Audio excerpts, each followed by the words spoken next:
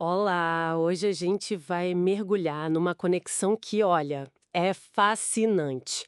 A relação entre o transtorno do espectro autista, o TEA, e alta inteligência. Sabe, aquilo que às vezes chamam de dupla excepcionalidade. Temos aqui vários artigos, pesquisas recentes, e a nossa ideia é investigar a fundo o que eles dizem. Perfis cognitivos, desafios, potenciais, até a parte genética. Vamos lá destrinchar isso. Exato. É um campo muito interessante. Vamos ver como essa alta capacidade intelectual aparece em quem está no espectro, sabe? Desde as primeiras observações lá atrás até o que a genética e a neurobiologia dizem hoje. Tentar pegar os detalhes mesmo. Para a gente começar, essa ideia de ligação não é nova, né?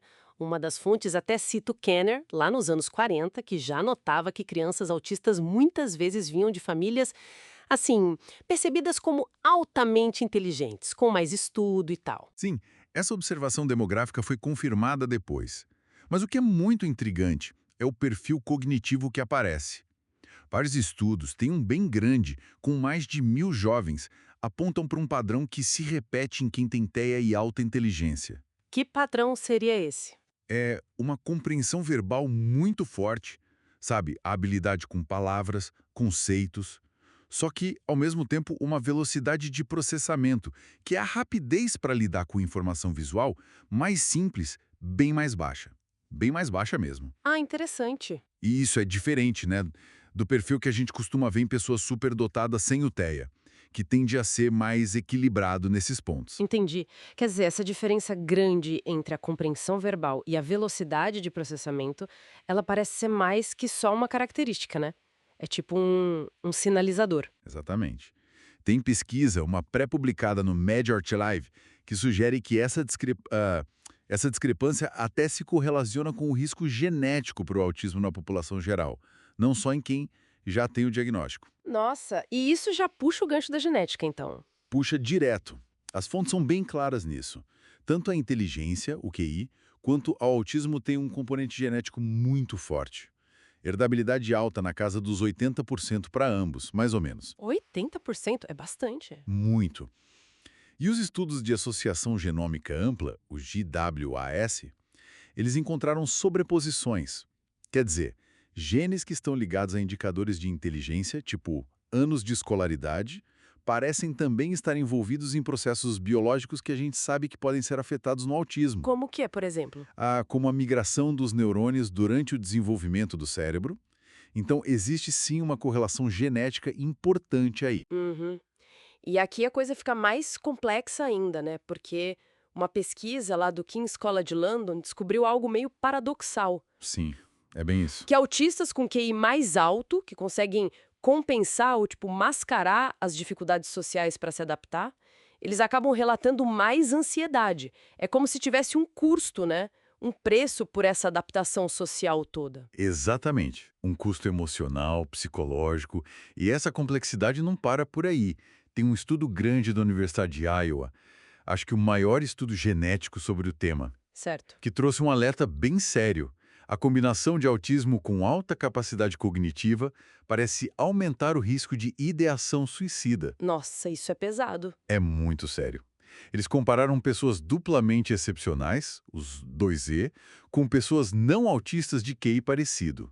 E o fator que fez a diferença para o risco foi a presença do autismo. Esse estudo de Iowa. Sim, pela primeira vez nesse contexto específico. Eles viram que ter mais, digamos, marcadores genéticos para alto desempenho cognitivo estava associado a um risco maior de ideação suicida nesses jovens A12E. Que coisa. E o mais impressionante, essa tendência apareceu até nos pais desses jovens, mesmo nos pais sem diagnóstico de autismo. Isso sugere que podem existir fatores genéticos ali, meio latentes, que interagem com o QI alto, sabe? E para complementar, um outro estudo, também no MediArchive, mostrou algo na mesma linha. Em autistas, era um QI mais alto, estava ligado a mais problemas de autoestima, ansiedade. O contrário do que geralmente acontece na população em geral, onde QI alto costuma ser protetor. Entendi.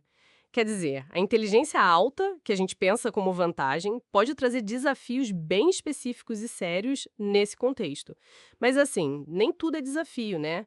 Tem pesquisa mostrando o lado do sucesso também. Teve uma da Universidade de Connecticut. Isso, com universitários 2 ETE que estavam indo bem em faculdades competitivas. Eles investigaram o que ajudou esses estudantes lá no ensino médio. E o que eles descobriram? Olha, basicamente 3 coisas se destacaram. Primeiro, ter acesso a conteúdo avançado e poder focar nos interesses. Aulas mais puxadas, oportunidades de enriquecimento e, principalmente, a chance de mergulhar fundo nos próprios interesses. Sabe aqueles interesses intensos, bem típicos? Sei. Hiperfoco. Exato. Muitos participavam de atividades focadas nisso, robótica, programação, debates, esportes individuais. Alguns até criaram os próprios clubes na escola. E isso foi crucial. Faz sentido. E o segundo ponto? O segundo foi a capacidade de conectar, compensar e contrabalançar. Basicamente, usar a própria inteligência para lidar com os desafios, criar estratégias, sabe? Para contornar dificuldades sociais ou acadêmicas. E também buscar apoio a pais, professores, amigos e agir para corrigir a rota quando as coisas não iam bem, em vez de só desistir. Uma postura proativa, então. Isso. E o terceiro ponto foi desenvolver a autoadvocacia. Aprender a entender do que precisavam e a pedir ajuda, a defender o suporte necessário na escola. Interessante. E eles mencionaram mais alguma coisa que ajudou nessa transição para a faculdade? Sim, vários falaram que experiências tipo acampamentos de verão, programas residenciais antes da faculdade foram bem úteis para ganhar independência e treinar um pouco mais as habilidades sociais. Bom saber. Então tá. O que a gente tira disso tudo? Vimos que essa relação autismo e alta inteligência é bem complexa, tem raízes cognitivas, genéticas, Sem dúvida. e que o QI alto, apesar do potencial enorme, pode trazer junto desafios inesperados, né? Ansiedade, questões de autoestima e esse ponto do risco aumentado de ideação suicida, que é muito, muito sério e precisa de atenção. Com certeza. Mas o sucesso acadêmico e pessoal parece muito ligado a conseguir reconhecer e, mais importante, nutrir os pontos fortes, os interesses da pessoa. Não só focar no que é difícil. E desenvolver estratégias, né? Exato. Estratégias de enfrentamento, construir uma rede de apoio, aprender a se defender, a pedir o que precisa. Tudo isso é fundamental.